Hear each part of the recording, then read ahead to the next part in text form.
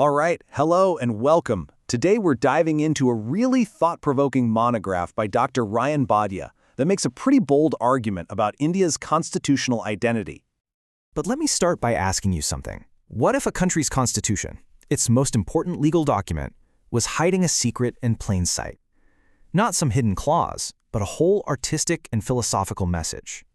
Well, it turns out that's exactly the case with India's original handwritten constitution from 1950. It wasn't just text on a page. No, it was this incredible work of art, hand-illustrated with 22 beautiful paintings, all done under the guidance of the legendary artist Nandalal Bose.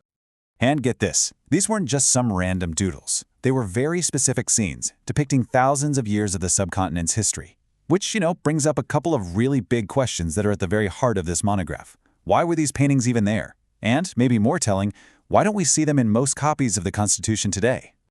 To get to the author's answer, we first have to understand their central claim, their foundational vision for what they call Bharat.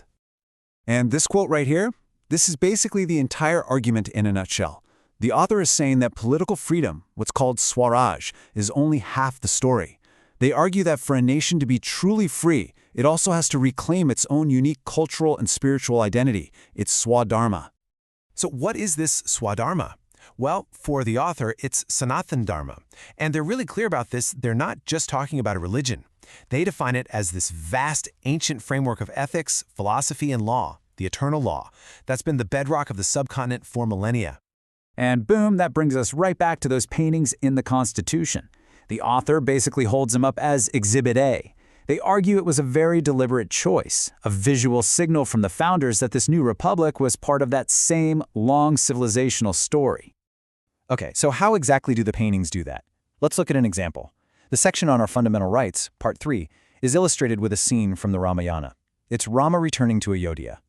The author's take is that this is a powerful symbol, right? It's saying that our rights come from an ideal of just, ethical governance, what's known as Ramaraja.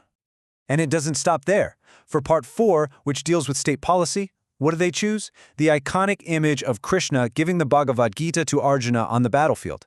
The author argues, this is just brilliant. It's meant to show that the state's moral compass, its guiding principles, are rooted directly in this indigenous philosophy. Okay, so if that was the original vision, then according to this monograph, something went wrong. Something happened that caused a major interruption, a pivot, that changed the entire philosophical direction of the nation. And the author points the finger right here, the preamble to the Constitution. On the left, you see the original from 1949. On the right, you see the version after the words socialist and secular were added in 1976 during the national emergency. Now here's the kicker. The amended version still claims to be adopted on the original 1949 date. The author calls this a legal forgery because it rewrites history and claims a consensus that, they argue, never existed among the founders. And this interruption, as the author calls it, wasn't just about words. They argue it had real, profound consequences, leading to a kind of secularism that was applied, well, unequally.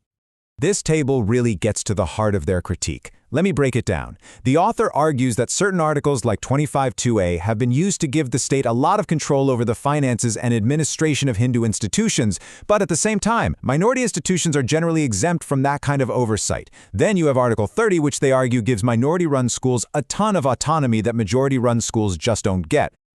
And the critique keeps going. The author points to the fact that there's still no uniform civil code, so different citizens have different laws for things like marriage and divorce based on their religion. They also allege that government control over temple money means those funds are often diverted away from the community. And finally, they argue that laws like the 1991 Places of Worship Act actually end up freezing historical injustices in place. So, after laying out this whole problem, what's the solution? Well, the monograph doesn't pull any punches. It proposes a pretty radical solution, a fundamental restructuring of the Constitution itself.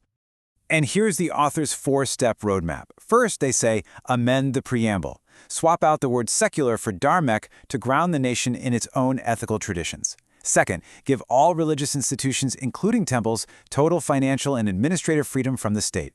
Third, finally bring in that uniform civil code so the law is the same for every single citizen. And fourth, reform the education system to include what they call cultural literacy in indigenous history and philosophy for all students. Now, I know what you're thinking. A shift this big, What would it mean for all of India's minority communities? That's a huge question, and the monograph tackles it head-on. And the author's answer is pretty fascinating. They argue the ultimate guarantee for minorities doesn't come from a political label like secularism. Instead, it comes from a core philosophical principle deep within Sanatan Dharma itself, Vasudhaiva Kutumbakam, the idea that the whole world is one family. This, they claim, is a much stronger, more deeply rooted protection. The whole idea here is that a nation that's confident and secure in its own civilizational skin is naturally more stable. And because it's more stable, the author argues, it's actually less hostile and more welcoming to all the different groups within it. So in the long run, this creates more security for everyone. So, when you boil it all down, what's the big takeaway? The entire argument is a call to finally bridge that gap we talked about at the start. It's about aligning India's political freedom, its Swaraj, with what the author sees as its authentic, ancient civilizational soul, its Swadharma. And that leaves us with a really big question to chew on, one that goes way beyond just India. What truly defines a nation? Is it the legal words written in its constitution, or is it the deeper, older civilizational currents that have been flowing for centuries? That's the tension at the heart of this entire debate. Thanks so much for joining us.